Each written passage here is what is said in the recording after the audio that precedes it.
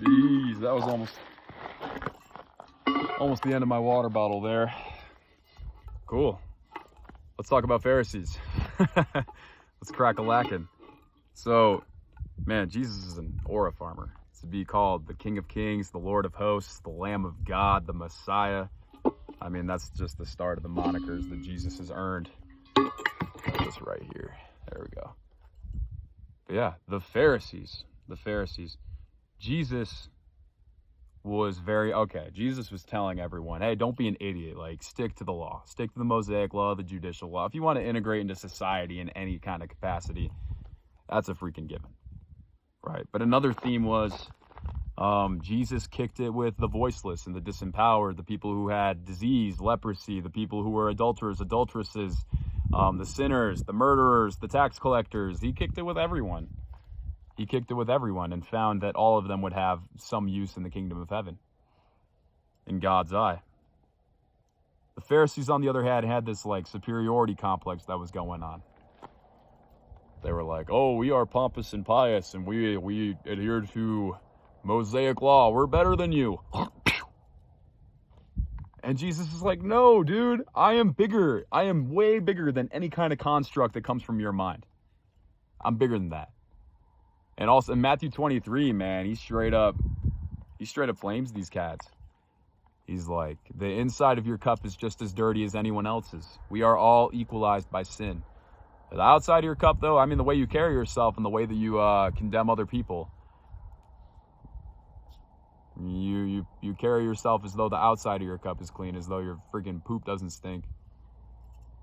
But we're all just apes. We're all just clueless apes that have the capacity to sin.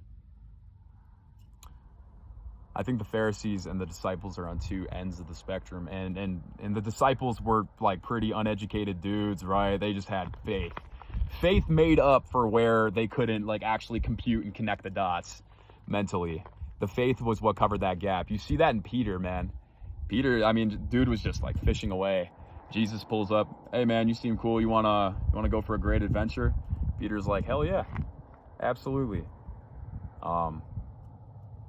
He made a mistake. He denied Jesus thrice, came back around, made it better.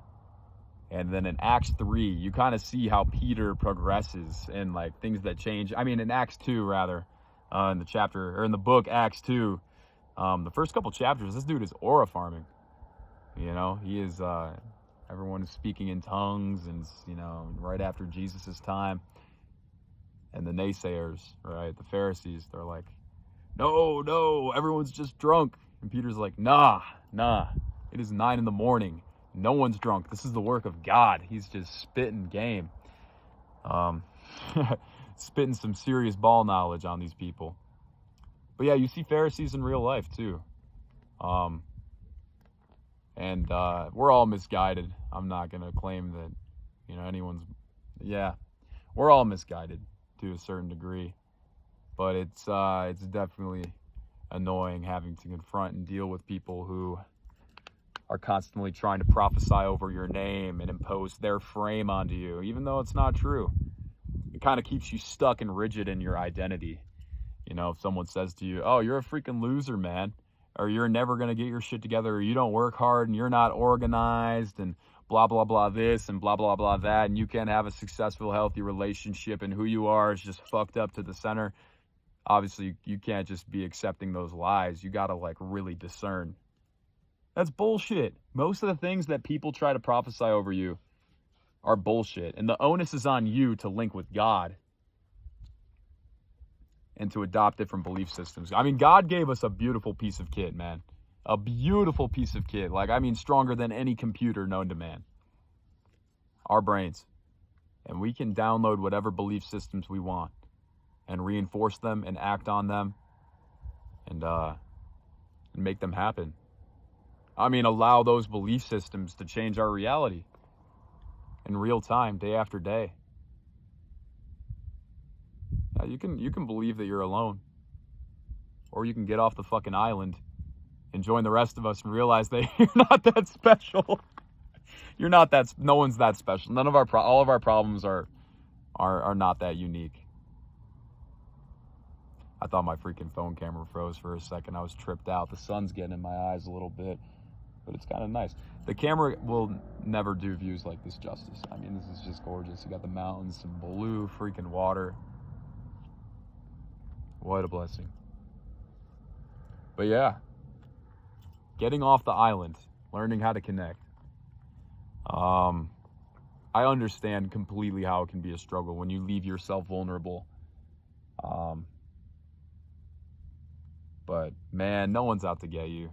No one's out to freaking get you. We're all here in one way or another, whether we know it or not, to build each other up. That is what God has called us to do. There's a plethora of people out there who are willing to help you through your hardships and help you to overcome what's troubling you in the present moment. They exist. Getting off the island, that's critical. There's no need. The island's lonely, man. It's not fun. It's not a place where you need to be. Of course, it's good to be alone. I had this thought. I'm like, if you're an extreme extrovert, you know, it'd probably behoove you to spend more time alone, and vice versa. If you're an extreme introvert and you haven't really, you know, bolstered those social skills, get into the arena and learn, take some freaking action, and see where you stand. Get feedback from the world and do better next time. But yeah, I think that's true. And I've been learning to spend more time alone, to be cool with myself, to not be a dickhead to myself. Don't be a dick to yourself, dude. Seriously, don't be an asshole to yourself. Every day, with every piece of data you acquire, you are learning and growing, and missteps are just part of the process. Being led astray is just part of the process. Screwing up, even if it's a bit cataclysmic. Whoops, I'm broke. I have to make a serious change. It's just data. You're learning with every move and every step. Every step you take, every move you make, you're freaking learning and you're growing and you're getting better. So yeah. What would Jesus do? Jesus would have grace. Jesus would have grace on us for our missteps. So that's what I'm going to do with myself, and I hope all of you are doing that as well, having some grace on yourselves. But yeah, it's a beautiful Tuesday. Everyone, stay safe, stay healthy, stay blessed, and I'll catch you on the flip side.